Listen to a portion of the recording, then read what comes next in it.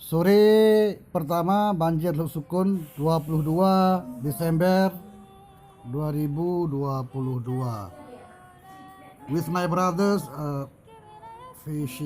netting the fish from the rice field.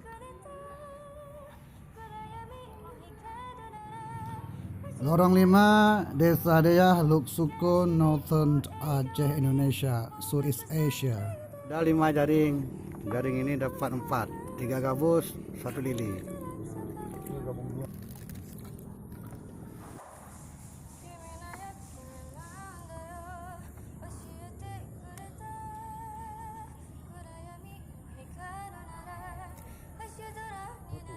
Nyanji ya, sengkau wati. Ada 1 gabus, tapi masih segar.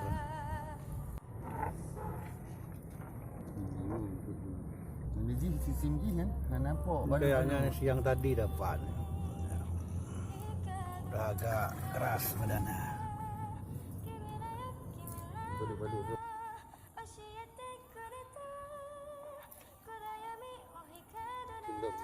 Balik. Nah, itu masih segar itu. Yang ketiga masih segar nih.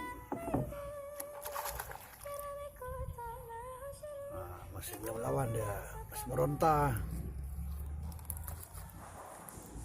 Nah, alhamdulillah. Ini lili kampung nih. Nah, ini asli lili kampung nih. Nah, masih segar. Anang bodoh deh. Kau lompat tu. Ada 5 jaring. Jaring ini dapat 4, 3 gabus, 1 lili.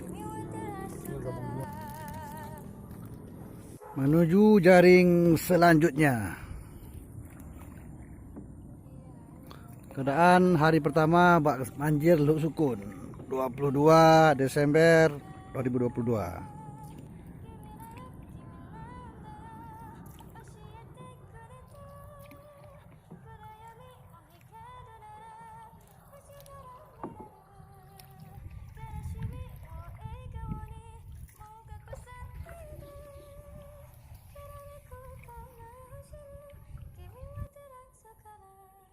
Jaring ketiga, 1, 2 gabung.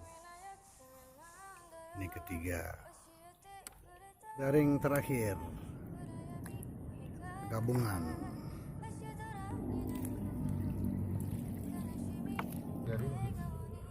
Enggak dapat kerungkung nih, kepiting liar, nggak bisa dimakan. Di tempat kami nggak makan ini. Ketam darat.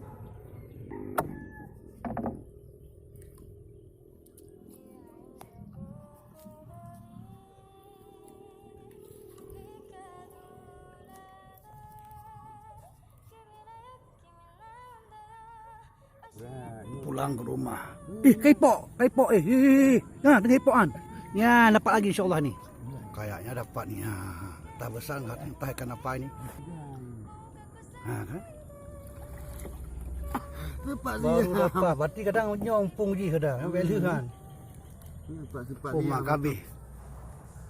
Pada pudek kan sini. Kapan terakhir nih ya, mantap.